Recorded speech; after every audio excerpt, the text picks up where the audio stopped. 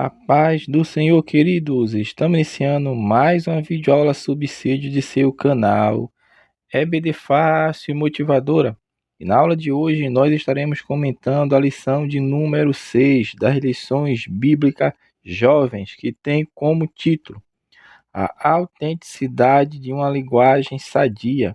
Nós estamos dando prosseguimento aos nossos estudos bíblicos deste trimestre, o qual estamos comentando o tema A Verdadeira Religião, um convite à autenticidade na carta de Tiago. E hoje chegamos na nossa lição de número 6, a autenticidade de uma linguagem sadia.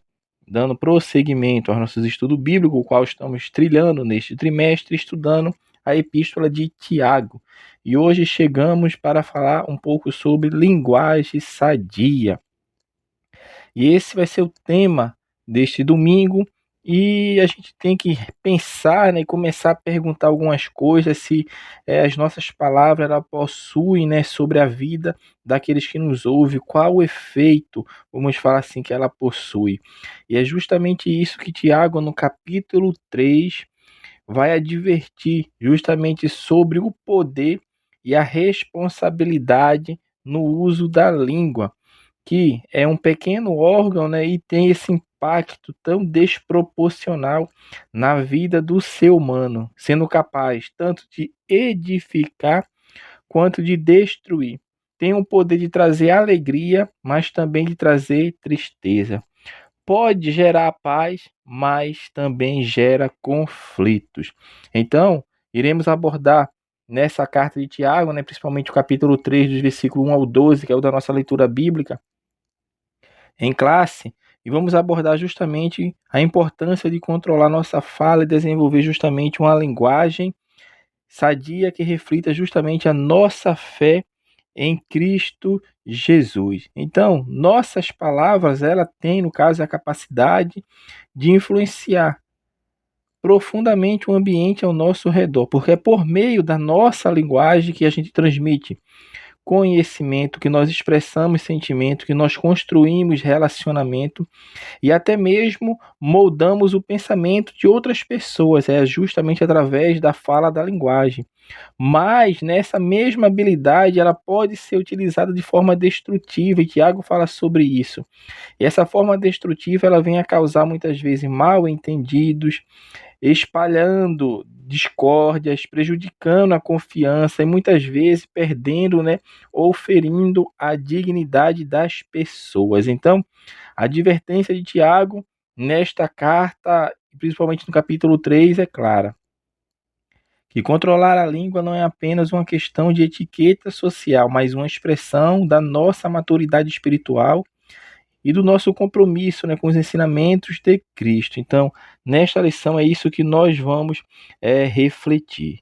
O primeiro tópico da lição, o autor vai falar sobre a necessidade de dominar a língua, vai falar sobre a responsabilidade dos mestres com o que falam.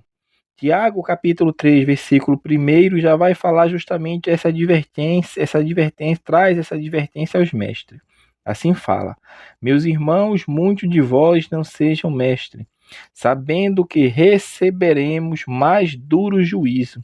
O que Tiago está querendo nos mostrar aqui é justamente que aqueles que ensinam, eles são responsáveis por usar sua língua com sabedoria. Por quê? Porque as suas palavras ela tem grande influência sobre os outros.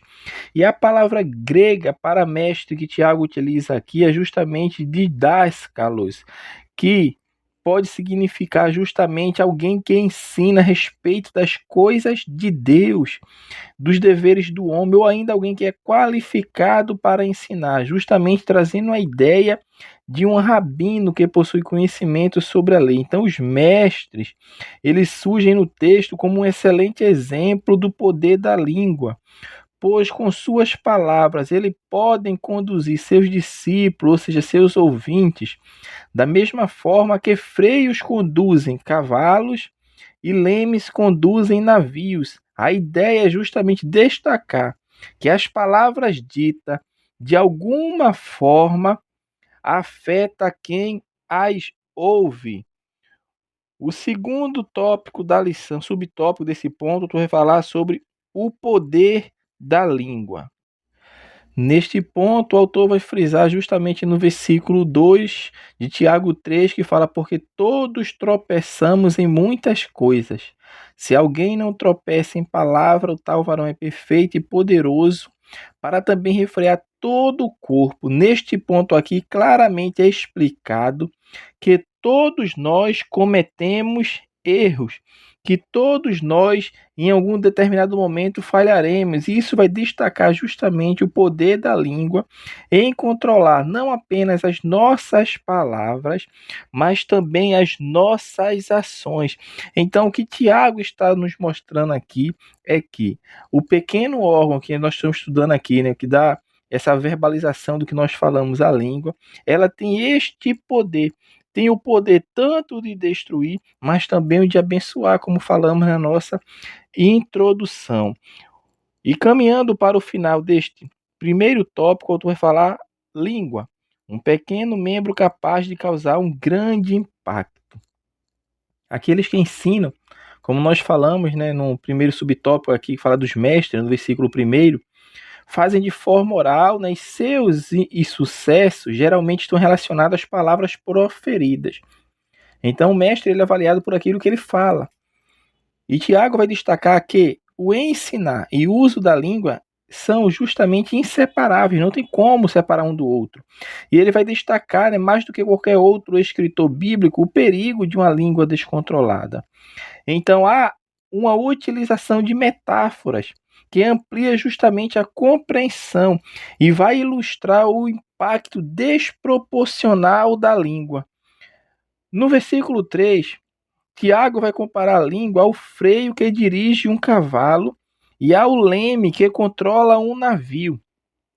Observe que quando ele traz essa metáfora, ele está justamente empregando essa linguagem figurativa para mostrar que, assim como um pequeno leme, um freio que é colocado no cavalo é tão pequeno, mas ele dá um direcionamento tanto para um animal grande que você está sentado nele, ou seja, é sua montaria, quanto a um navio gigantesco com um pequeno aparelho chamado leme.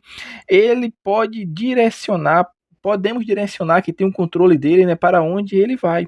E Tiago usa justamente isso para mostrar que a língua tem esse poder de direcionar a nossa vida inteira. E em que sentido Tiago está falando isso? Justamente que eu posso direcionar a minha vida para o bem ou eu posso direcionar ela para o mal. Ou seja, se um ser humano relativamente pequeno, ele pode, por meio do freio, não é? Que é um artefato muito pequeno, controlar um animal maior, pode muito bem controlar a sua língua. E Tiago, da mesma forma, vai usar essa comparação para o leme do navio, né? Que grandes embarcações à vela, movidos pelo vento forte, né? Mas, todavia, ela é guiada por um pequeno leme, o leme que dá o direcionamento para a embarcação, para onde ela vai ou para onde ela deixará de ir. Assim, se um ser humano pode controlar o curso de uma grande embarcação, justamente com um pequeno leme, ele deve ser capaz de controlar sua língua para que tenha bom curso dos mares desta vida aos que precisam justamente atravessar. O segundo tópico da lição, o autor vai falar sobre os perigos de uma língua descontrolada. A língua como fogo. Neste ponto aqui, o autor da lição, seguindo o raciocínio do autor bíblico, Tiago, irmão do nosso Senhor, nós vimos aqui o freio, o leme e a língua, ele possui as mesmas características, ou seja, eles são pequenos, mas são capazes de grandes feitos. E é aqui que Tiago passa justamente a descrever a língua como um fogo, que ele fala que a língua é capaz de incendiar um grande bosque. A língua também é um fogo, como o mundo de iniquidade. A língua pode ser posta entre os nossos membros e contamina todo o corpo, inflama o curso da natureza e é inflamada pelo inferno. E a ideia aqui é que as palavras impensadas elas podem causar danos enormes e danos duradouros. como um mundo de iniquidade. Iniquidade aqui como adquia significa justamente uma profunda violação da lei e da justiça. Injustiça de coração e vida. Então, como fogo, a língua ela professa iniquidade, é perversa. A língua que professa iniquidade ela é perversa. Ela está fora de controle e destrói tudo à sua volta. Então, Tiago está justamente nos mostrando a língua como fogo para expressar justamente o poder que ela tem destruidor.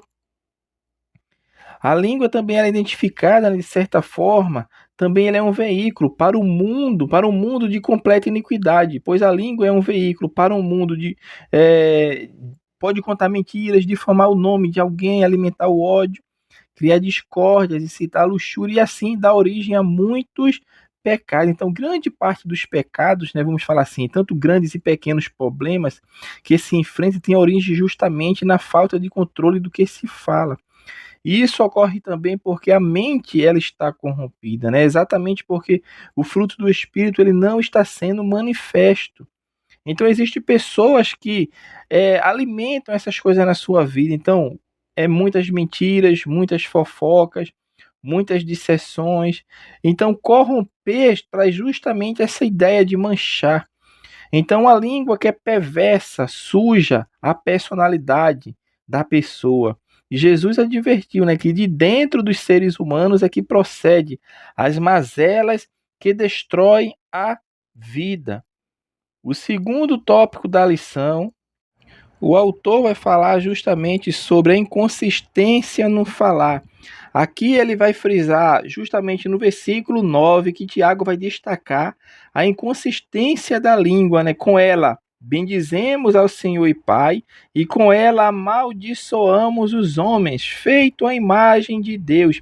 Então essa dualidade aqui mostra justamente a necessidade de sermos consistentes em nosso falar, refletindo nossa fé em todas as circunstâncias. Então, o tema abrangente da Bíblia, referente ao uso das palavras, é que as palavras adequadas, pronunciadas no momento certo e com a atitude correta, ela tem o potencial de gerar vida. Já por outro lado, palavras inadequadas, proferidas no momento errado e com atitude incorreta, podem trazer a destruição. Então, meus amados irmãos, o autor vai encerrar este segundo tópico justamente falando sobre a incapacidade de domar a língua. Por quê? Nós falamos das metáforas bíblicas, né, que comparam as palavras ao freio de um cavalo, a um leme de um navio e ao fogo que incendia todo o corpo da vida. Aqui estão em consonância justamente com o tema do poder das palavras. Tiago, no capítulo 3, versículo 8, ele afirma que nenhum homem pode domar a língua. É um mal que não se pode refrear, está cheio de peçonha mortal. Então, neste ponto aqui, Tiago está justamente fazendo essa comparação com uma víbora, né, cujo veneno guarda sobre os seus lábios. Então, é uma expressão que se refere justamente a pessoas que utilizam de insultos e calúnias com o que fere os outros. Então, embora difícil, o controle da língua ele é essencial para evitar as armadilhas do mal e para viver justamente uma vida piedosa. Então, considerando que as palavras ela possuem o poder tanto de gerar vida quanto de causar morte, palavras prejudiciais têm capacidade de contaminar aquele que as pronuncia. Então é enfatizado, né, que cada indivíduo deverá prestar conta de todas as suas palavras que proferiu. E nós estamos em um tempo, né, de redes sociais em que a comunicação é rápida. E essa orientação que é dada por Tiago ela é fundamental, porque não são poucos as pessoas que utilizam de ferramentas de comunicação justamente para destilar seus venenos, né, fruto de um mal incontido em seu coração, que muitas vezes está cheio de perversidade. Então, além disso, dado que ninguém é intrinsecamente justo, né, as palavras de uma pessoa são indicativas da presença do Espírito Santo em sua vida e reflete justamente o estado do seu coração. Caminhando para o último tópico da lição, o autor vai comentar sobre característica de uma linguagem sadia e irrepreensível. A fala que edifica. Neste ponto aqui, Tiago vai mostrar que nossas palavras, elas devem ser construtivas e benéficas. E o autor segue essa linha justamente porque é com a língua que nós bendizemos e é com a língua que também nós maldizemos. Então a fala que edifica é justamente aqui Efésios, Paulo escreve aos Efésios no capítulo 4, versículo 29. Evitem o linguajar sujo e insultante, que todas as suas palavras sejam boas e úteis, a fim de dar ânimo àqueles que a ouvirem. Então, uma linguagem sadia, ela se manifesta em palavras justamente que elevam, em palavras que incentivam as pessoas a crescerem em sua fé e a buscarem uma vida mais alinhada com os princípios cristãos. Tiago 13, versículo 13 do capítulo 3 nos chama a demonstrar justamente sabedoria, que é justamente o nosso segundo subtópico, é falar palavras de sabedoria. Porque é por meio das nossas palavras que nós demonstramos se temos ou não a sabedoria necessária. E essa sabedoria ela deve permear nossas conversas diárias, guiando-nos a falar justamente de maneira que seja construtiva e que promova a paz e que promova a justiça. Então a sabedoria divina é prática e se reflete não apenas em nossos pensamentos, mas em nossa fala, que deve ser sempre temperada com graça e compreensão. Então nós somos desafiados a mostrar sabedoria por meio de um bom comportamento e das obras realizadas com mansidão de sabedoria. Então a língua, quando é controlada, ela reflete justamente a sabedoria divina e a presença do Espírito Santo em nossa vida. E o último tópico da lição vai falar sobre reflexo da fé em Cristo. E nesse reflexo que nós queremos mostrar que nossa fala deve ser justamente o reflexo de nossa fé em Cristo. Colossenses 4,6 fala que suas conversas sejam amistosas e agradáveis, a fim de que tenham a resposta certa para cada pessoa. Então, a linguagem de um cristão deve evidenciar sua relação com Jesus, sendo sempre cheia de graça e verdade. Então, as palavras de um crente em Cristo devem ser reflexo direto de sua fé em Deus. A fé sem o uso responsável e amoroso da língua é incompleta. Então, nossas palavras devem ser o testemunho vivo de nossa crença em Cristo, evidenciando o fruto do Espírito em nossas vidas, como amor, alegria, paz, paciência, benignidade, bondade, fidelidade, mansidão e domínio próprio. Gálatas 5, 22 e 23. Quando nossas palavras são coerentes com a fé que professamos, elas se tornam ferramentas de evangelismo e testemunho, atraindo outros para a mensagem de Cristo. Então, assim, meus amados irmãos, nós estamos encerrando a nossa lição de número 6. E nesta lição nós comentamos a autenticidade de uma linguagem sadia, focando no capítulo 3 de Tiago, do versículo 1 ao versículo de número 12. Que Deus abençoe os irmãos e até a nossa próxima aula, se assim o Senhor permitir.